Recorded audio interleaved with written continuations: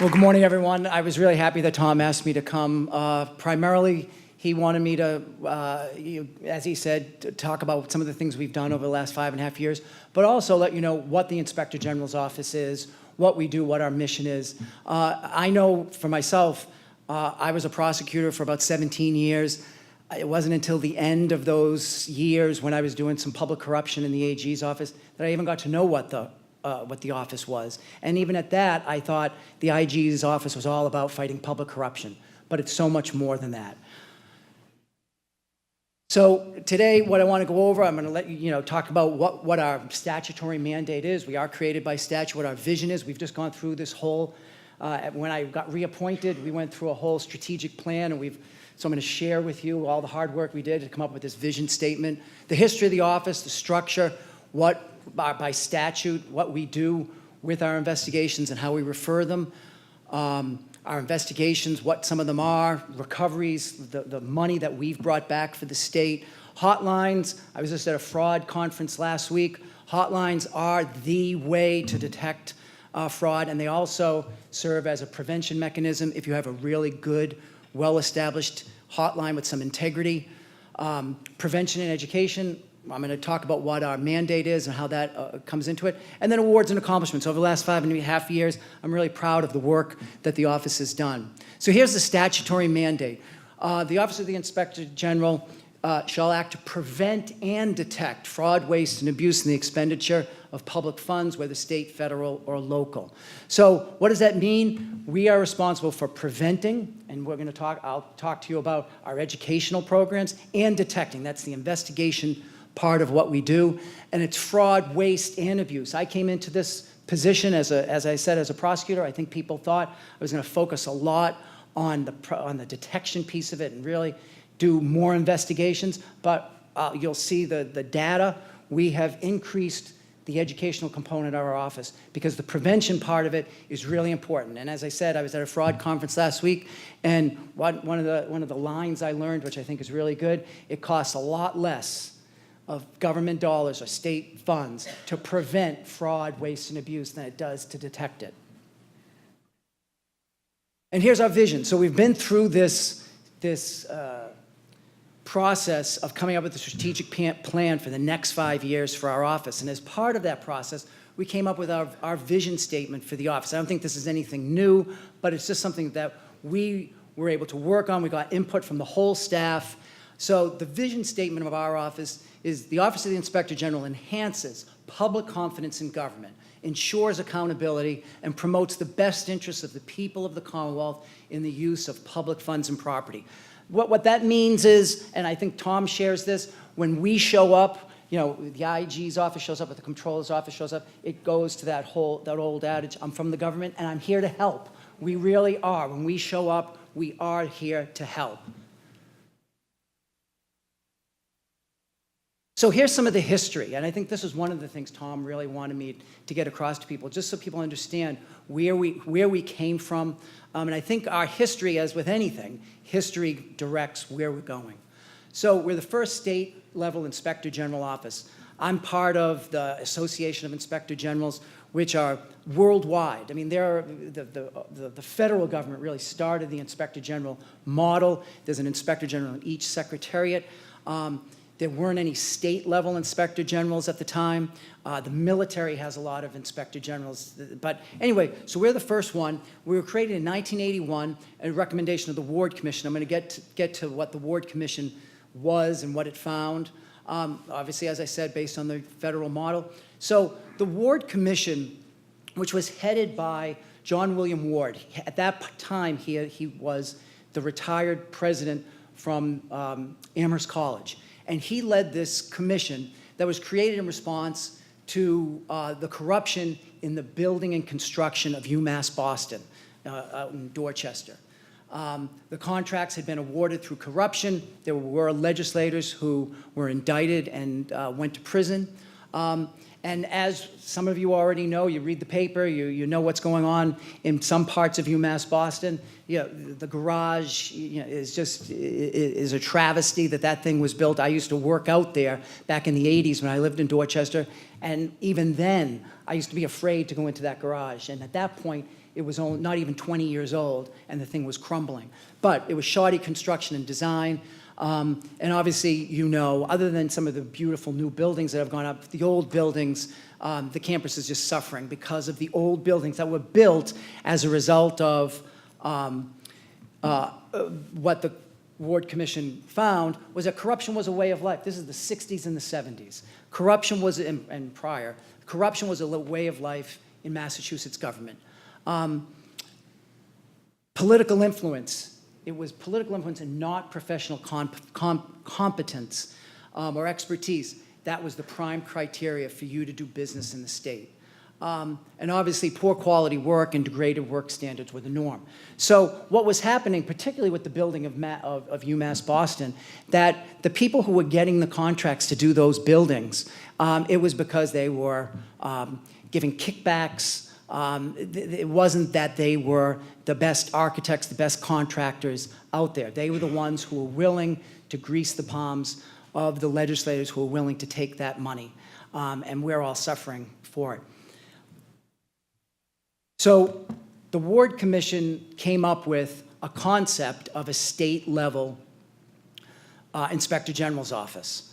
And so the purpose of the Inspector General's office started out to build a mechanism for self-criticism and self-correction. That's what we're here to do, is to help you, especially with the agencies that we work with, help you figure out what can be better, to give this type of constructive criticism. And for the agencies that we've worked with, I hope that you would agree that we've continued that mission or that vision that the Ward Commission had, that when we come in, we really are trying to come up with better ways for you to operate your agency. And that we have to have the tools to prevent and detect fraud, waste, and abuse. And if you know our statute, we do have those tools statutorily. The courts haven't been involved. And one of the things I will say when I have to get involved if an agency doesn't want to cooperate with us, we can either do this the easy way or we can do this the hard way. And typically people choose the easy way, which is to cooperate with us, let us in, let us see the documents, because the hard way, which really hasn't been tested yet, it's then to go to the courts and let the courts interpret our statute, which one of the elements of our statute is all state agency heads must open their books to us. So that hasn't been challenged yet. I think the statute is clear. When I say we can do things the hard way, I think the SJC or any appellate court would side with us on that. And that our office has to be a neutral, impartial, independent body to fulfill our mission. So we are an independent agency. I'm appointed for a 5-year term by the governor, the auditor, and the attorney general. The statute was eventually changed because the office was created and there was no inspector general for about a year and a half because the original statute said there had to be a unanimous choice, and between the auditor, the governor, and the attorney general, they couldn't agree on anyone. Finally, they changed the statute that had to be the majority of the three. But I'm happy to report I was initially appointed with a unanimous vote by the three, and then I was just reappointed last year with a unanimous vote by the three. But all I needed was 2. So here's our office structure. Sometimes, there are times that I'll speak at different engagements or I'll meet people, and some people think we're as large as the AG's office. So I worked at the AG's office for about 9 years. We are, the AG's office has about 400, maybe 500 employees, but definitely I don't have 54. And then there's some people who think we're some small little niche agency with about 5 or 6 employees. So here, here's the actual size of so with 54. We have professional certifications, and this is a plug that I just want to have people understand. We have, a lot of these certifications we've actually supported. Maybe not the CPA, but all the rest of them. We have supported our employees in getting these other certifications. We certainly pay for the CPAs in our office. We fund and support their annual CPEs that they have to get. But professional development is a huge part of working in our office. We encourage it within reason financially. If people want to go to conferences, people want to go to trainings, people want to get a new certification, we're right behind you on that. And then advanced degrees. We have a number of, when I first got there, I'm the first attorney to be the Inspector General. So when I first got there, I think there were 3 attorneys in the office. Me having a legal background, I really wanted to bring in more attorneys. I know the governor is an attorney, but I really see the value in having a lot of attorneys around to help you think through problems. And anyway, so we do have a number, I think we probably have about 20 attorneys in the office. And they're all not just in the legal department, they're in scattered throughout the office. MBAs, we have a number of people. We've actually supported a couple of people who've gotten their MBA through the Eisenberg. There's an online MBA program that through UMass Amherst in the Eisenberg School. And then MPAs. We have people with Masters in Public Administration in our office. So our operating budget. There are times we do a lot. We're in a lot of agencies, and people see our budget. And I think this is the best value in the Commonwealth for $2.5 million for our hotline, for our main line. That's where we're going now. Since I've been there, and I'll tell you a little bit later in the presentation about how the Bureau of Program Integrity came into being, but that's an embedded agency in the Executive Office of Health and Human Services, really to oversee benefit programs. We have the Internal Special Audit Unit. That's an embedded unit in the Department of Transportation as a result of transportation reform. Our MCPPO retained revenue account, that's our educational component in our office. What a retained revenue account is, for those of you who don't know, what money we bring in, it's self-supported, meaning $850,000 is the revenue of our training programs, and that $850,000 is used on whatever we have to do, whatever expenses we have to do that program, whether it's employee salaries, curriculum development, whatever it might be. And then we have a health safety net, which is, that's the unit in our office that primarily works with Health Safety Net and Mass Health, working on different ways to help make Mass Health more efficient. So we have 7 divisions in our office. You'll see them there. I think might be typical of some other state agencies, in that we have an A&F division, which is self-explanatory. It's the administration and finance of our office. Our investigations division, the Bureau of Program Integrity, which I had mentioned is an embedded group, internal special audit embedded, our general counsel's office, policy and government, which is where the work that we do, working with legislators, other agencies throughout the Commonwealth, and regulatory and compliance, that's where our MCPPO, our educational component, is housed. So here's a little more of a description.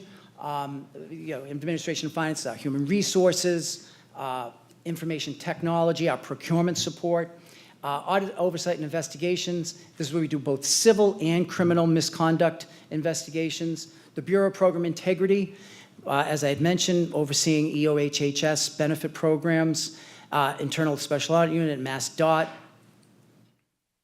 Our legal division, policy and government, working on a number of initiatives, whether it's through legislation, policy, or healthcare, and then regulatory and compliance. And where regulatory and compliance isn't just our educational component. I'm going to be talking about Hotlines in a bit, and that's the division that really works with local governments and municipalities. They have lots of questions. We have a hotline for them, so they can call up and say, we're about to do this procurement.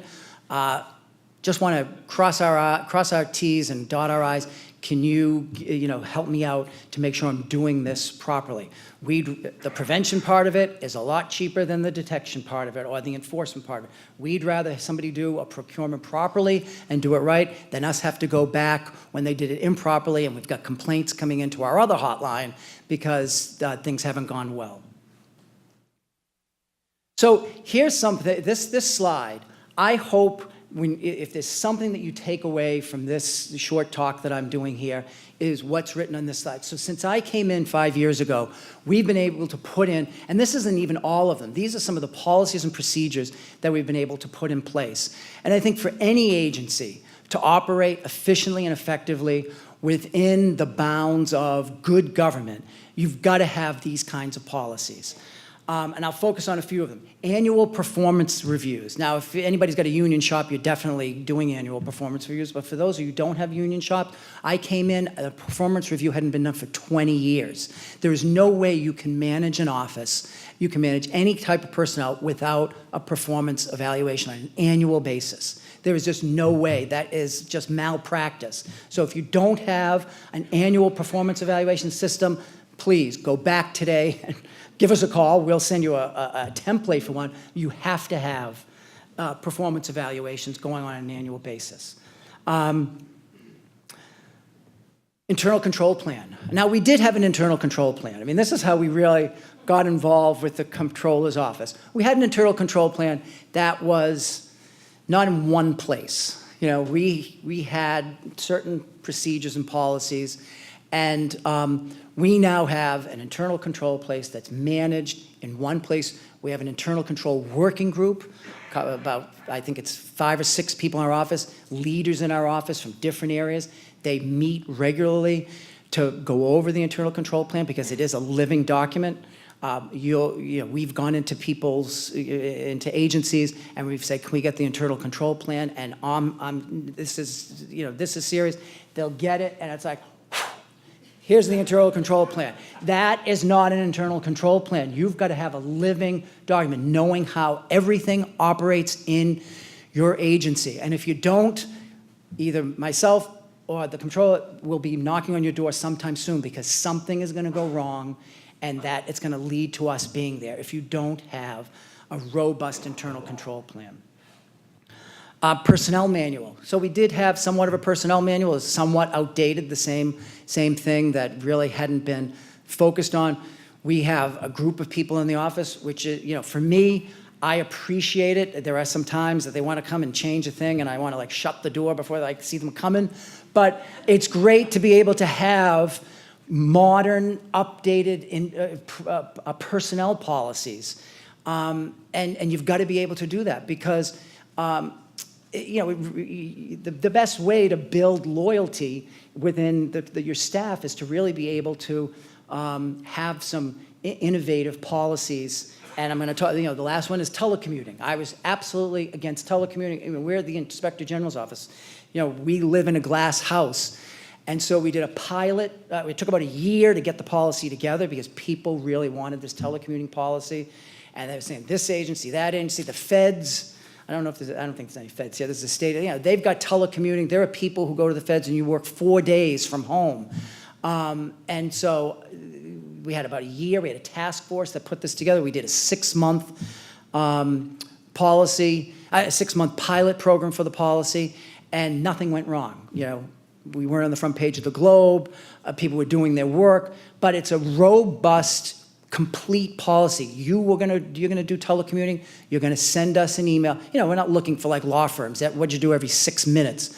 But you're gonna let us know and tell us what you did in the telecommuting. For people, whatever it might be, if people have kids, we just want it to be employer friendly. And so, this is an example of one of the things that we were able to do that I think really helped build up the morale in the office.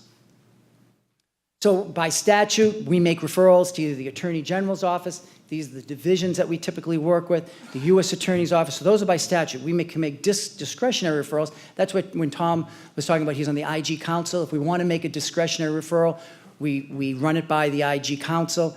The AG and the U.S. Attorneys, we just automatically will make if we believe that they'll be able to either prosecute or get a civil false claim. So some of the investigations and reviews that we've done, I came in, and I think before even 90 days was up, Governor Patrick's office had called, and that's how we got into the forensic drug lab at the Hinton lab. That was a huge undertaking for us, but I think that for us, for me particularly coming in, this really set the tone for how we were going to work under my administration in the office. And I'm sure all of you know some of the fallout of this, that it continues to happen, but our report itself was what set the ball rolling with regard to the lack of policies and procedures, lack of training, and the lack of oversight. If there's one lesson to learn from the Hinton Lab, and when I talk about hotlines, is if someone comes to you and makes a complaint about someone's performance, you better take it seriously. Because if you've read our report and know about it, people were complaining about Annie Dukin for years, and they just swept it under the rug because she was a high performer and nobody wanted to do anything about it. And there weren't any performance evaluations either, so no one was able, well, they had limited performance evaluations, and when they did do one, she got a good performance evaluation. So when someone comes to you and makes a complaint, you better take it seriously and do some type of internal investigation to determine what's going on. Westfield State University, another investigation that was important for our office. What's the lesson there? That this, this has become, when I talk about it in my office, like this is my pet project, is training board and commission members. The board of trustees at Westfield State just sat there as he traveled around the world on our dollar. He was going to, the president of Westfield State, this is nothing against Westfield State, but you don't need to go anywhere beyond the borders of Massachusetts to recruit students for Westfield State. 95% of the students at Westfield State come from Massachusetts, and of that 5%, they've got about 22 from Canada because they have a really good hockey team. So you do not need to be going to San Francisco 17 times. You don't need to take a contingent to Singapore. You don't need to go to Europe. You don't need to be staying at the Mandarin Oriental, flying first class. The Board of Trustees was asleep. We cannot let this happen in our state again, and that's why we have been committed to developing training programs for people who sit on boards and commissions. Recent things that we've done, an MBTA procurement official who was soliciting bribes. This has been in the news recently because he was recently indicted, but there was just no oversight over what he was doing, and people should have, there should have been some suspicions, especially on his desk. He had more swag from Patriots, Red Sox, like, how is this guy constantly getting picked up in limos to go to the game? Somebody should have been aware of what was going on there. The governor talked about opioids. Obviously, everybody knows this is a priority for the state. One of our health safety net projects, we worked with Mass Health to work with them on coming up with ways to combat opioids. What are better ways for Mass Health to be paying for pain management or whatever it might be that opioids are used for? And we worked together with them, and we did a 12-state analysis of how other states are combating opioids. So I talked about the Bureau of Program Integrity. So in 2012, the legislature asked us to do a statistical analysis of how DTA, our welfare system, actually follows its own regulations. And so we did this statistical analysis, found that about 10% of the time, or 10% of the people who are on DTA hadn't actually qualified for benefits because the policies just weren't, or the procedures weren't followed, meaning whether you have to have a social security number or whether you can't be working, whatever it might be. And so as a result of that report, the legislature started, the Bureau asked us to start the Bureau of Program Integrity, which is an embedded unit in EOHHS that we supervise, and they've worked with not only DTA, but they've worked with DDS, the Department of Developmental Services, DCF, and veterans. So we are in there working with them, and you'll see that we use a lot of data to analyze how they're operating their systems. And I think that, particularly with the Department of Transitional Assistance, I think if you talk to the commissioner, he would say, we are there to help. We aren't there, criticizing and coming up with ways to just, beat them down. We're coming up with solutions to help them operate their agency better. So here's just within the last 6 years, these are some of the recoveries we've made. So these are actual dollars that we have recovered through some of our cases, so $16 million, and then identified cost saving. We're identifying, we go into an agency and say, you can do better if you do this. So here's our hotline. So we have 3 different hotlines. We have a general fraud hotline. When I said I went to the fraud conference, this is one of the best ways to combat fraud. People in agencies want to be able to report someone who is a no-show employee, someone who's stealing funds. They want to be able to do it, but they're afraid to be able to go to maybe their supervisor. There needs to be an independent hotline, and that's the role that we serve. Now, we will work with agencies, because a lot of times the agency head might not know about it. We'll come in, the agency head will do an internal investigation, and then we will help them come up with policies, because there's something fell, there was a lack of a policy. Something wasn't in place to allow this fraud to occur. Transportation fraud hotline, so DOT has a hotline that we manage, and then we have our 30B hotline that I was talking about. That's our procurement hotline that we work with local municipalities who may need help with a procurement or whatever it is that they may be doing. So we've had an 83% growth in a hotline. How does a hotline grow? Well, you want to know something? Word gets out that if you call the IG's office, we have, throughout our statute, we have requirements for confidentiality. Word gets out that if you call the IG's office, 1, they're going to keep your name confidential, and 2, they're going to do something about it. That when we've been in agencies, and the person who called in is sitting at their desk, maybe sweating a little bit, but saying, I hope nobody realizes I'm the one who called them here. But that person will never be identified, and we're in the agency, and then they see, geez, this thing really worked. And so that's why I believe our hotline has grown over the last 5 years that we've been there. Our training program, the MCPPO training program, what we're trying to do is teach people, who are conducting procurements, that's our bread and butter, but we also do contract administration, fraud prevention and detection. We've gone beyond the procurement. We have, as I had said, this initiative that we're working with people who are on public boards and commissions to give them the training that they need. And then we have different certifications. I talked about background checks. Background checks are really important for you to do. We had found out that agencies or some municipalities weren't doing background checks because they were putting in their job requirement or job description or an ad for a new procurement officer that you have to be an MCPPO certified. So you had to get one of our certifications. And we realized people are relying on us. So now, for you to get one of our certifications, we do the background check. We will check the query. And so, but we're hoping that people out there are doing their own background checks to ensure that the right people are coming to work for them. One of the new things that we've done recently is these online trainings. If you're interested in 30B, which is the statute that we, at the first administration of the IG's office, worked to develop a law on procurement and how you do procurements and the do's and don'ts. We still continue to enforce 30B. We have a training video that goes over the basics of 30B. You can take a 3-day course on 30B, but you can take a 30-minute training, and you'll be able to see what some of the issues are that you should be looking for. Fraud awareness and prevention in the workplace, I think that's really important. That's another one. And we have 2 new ones that we've been working on that'll be released, and they're done in a different way. We hired an outside consultant to work with us on this, short money.